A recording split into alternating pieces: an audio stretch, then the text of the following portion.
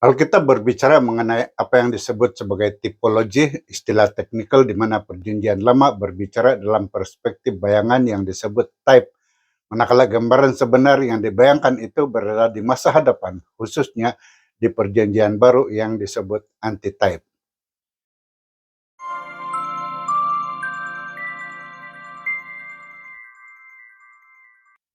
Halo, selamat kita bertemu kembali melalui channel Wahyu Pengharapan dengan segmen ringkasan pelajaran Alkitab, dan topik kajian kita pada kali ini untuk pelajaran yang ke-10 ialah Yosua sejati. Ayat hafalan kita diambil dari 1 Korintus 10 ayat 11, katanya, "Semua yang terjadi kepada mereka merupakan satu iktibar yang telah ditulis untuk menjadi amaran kepada kita yang hidup pada akhir zaman." Salah satu tipologi yang sangat menarik ialah Yosua yang berupa type bagi Yesus yang adalah antitype. Dalam pelajaran kita kali ini, kita akan melihat pada tipologi ini dengan lebih dekat. Kehidupan Yosua boleh dibaca sebagai sejarah dan simbol. Untuk memahami makna simboliknya, kita perlu mengetahui prinsip type dan antitype dalam Alkitab. Dengan asas ini, kita menelusuri seluruh kitab suci untuk melihat bagaimana Yosua menjadi simbol dan menyampaikan mesej rohani yang Tuhan sediakan melalui firman-Nya. Topik pertama yang kita kaji ialah tipologi Alkitabiah. Di dalam 1 Korintus 10 ayat 11 berkata, "Semua yang terjadi kepada mereka merupakan suatu iktibar yang telah ditulis untuk menjadi amaran kepada kita yang hidup pada akhir zaman." Paulus dan penulis Alkitab lain menggunakan istilah type untuk menggambarkan tokoh atau peristiwa sejarah yang menunjuk kepada sesuatu atau seseorang pada masa kini atau masa depan yang disebut antitype. Roma 5 ayat 14 misalnya menyebut Adam sebagai type kepada Yesus, antitype yang akan datang. Dalam Perjanjian Lama, banyak watak dan peristiwa berfungsi sebagai bayangan awal kepada penggenapan yang lebih besar. Daud sebagai type menunjukkan kepada Daud yang baru dan akhirnya kepada Yesus, sementara sistem korban memperlihatkan type penderitaan Mesias yang digenapi dalam kematian Yesus di kayu salib. Tipologi ini membantu kita memahami kesinambungan wahyu Tuhan. Topik kedua yang kita kaji ialah type dan antitype. Matius 2 ayat 15 mengatakan, "Mereka tinggal di situ hingga kematian Raja Herodes, maka terlaksanalah apa yang difirmankan Tuhan menerusi nabinya, dari Mesir kupanggil anakku." Perjanjian Lama memperlihatkan pelbagai type yang menunjuk kepada 3 bentuk antitype dalam Perjanjian Baru, yaitu Kristus, gereja, dan peristiwa akhir zaman.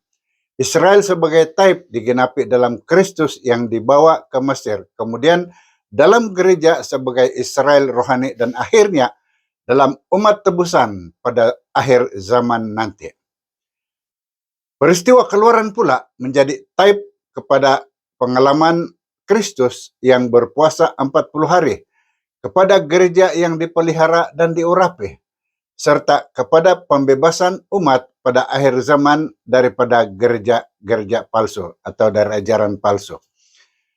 Kemah suci melambangkan Kristus yang hadir bersama manusia, gereja sebagai bait suci rohani, dan penggenapan terakhirnya dalam Yerusalem baru, tempat tinggal kekal umat Tuhan nanti. Seterusnya kita mengkaji topik Yosua type bayangan awal.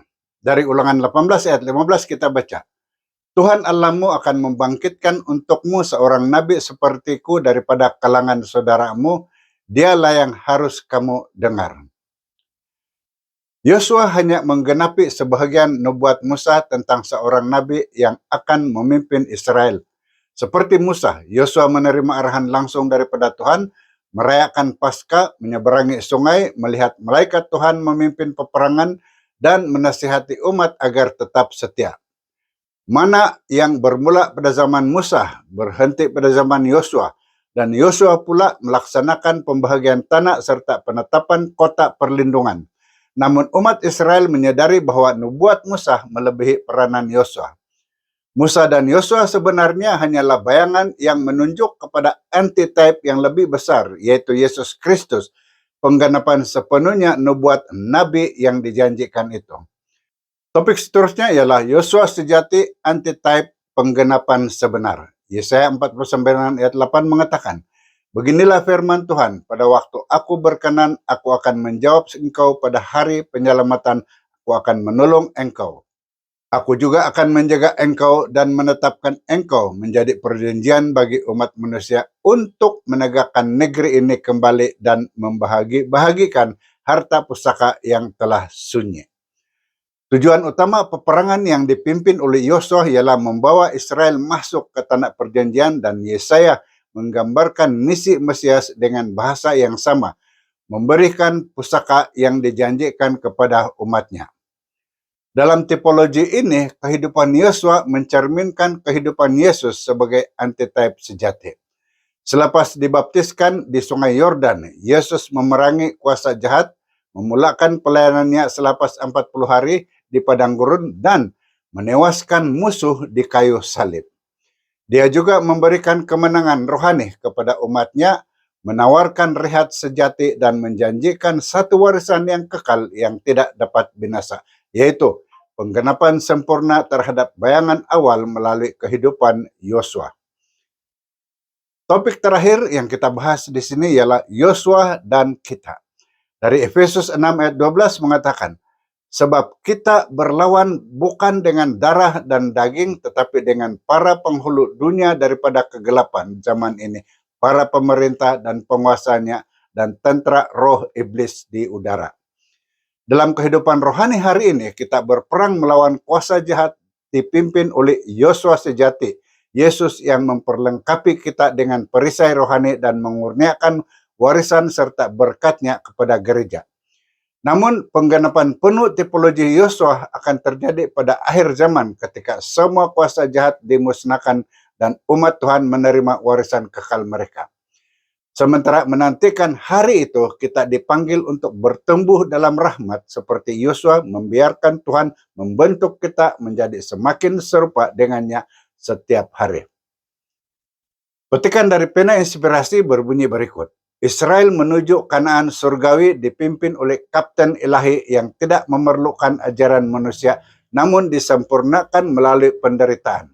Karena dia sendiri dicobai, dia dapat menolong kita, penebus kita tanpa kelemahan, tetapi mati bagi membuka jalan keselamatan yang membawa kita masuk ke tanah perjanjian.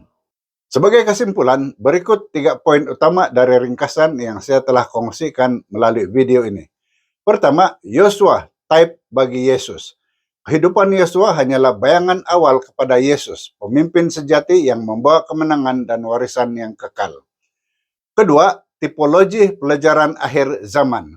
Peristiwa Israel dahulu menjadi simbol dan amaran bagi umat Tuhan hari ini. Dan yang ketiga, Yesus, kapten umat Tuhan. Yesus memimpin gereja dalam peperangan rohani sekarang dan akan menggenapi warisan kekal pada akhir zaman nanti. Sekian ringkasan pelajaran Alkitab untuk kajian minggu ini. Saya harap Anda telah mendapati maklumat yang dikongsikan melalui video ini sangat berinformatif dan membantu. Pastikan Anda sudah tekan like dan share video ini serta subscribe pada channel ini dan tekan lonceng notification agar Anda tidak terlepas menonton video yang akan dimuatkan nanti. Dan jika Anda ada pertanyaan atau pandangan yang ingin dikongsikan, sila luangkan masa untuk meninggalkan komen di bagian komen di bawah ini atau hantar ke nomor yang tertera. Dan juga beritahu kami dari mana Anda menonton video ini. Dan sila terus menonton pada video yang dicadangkan di sini. Terima kasih karena menonton dan jumpa lagi di video akan datang. Tuhan memberkati Anda.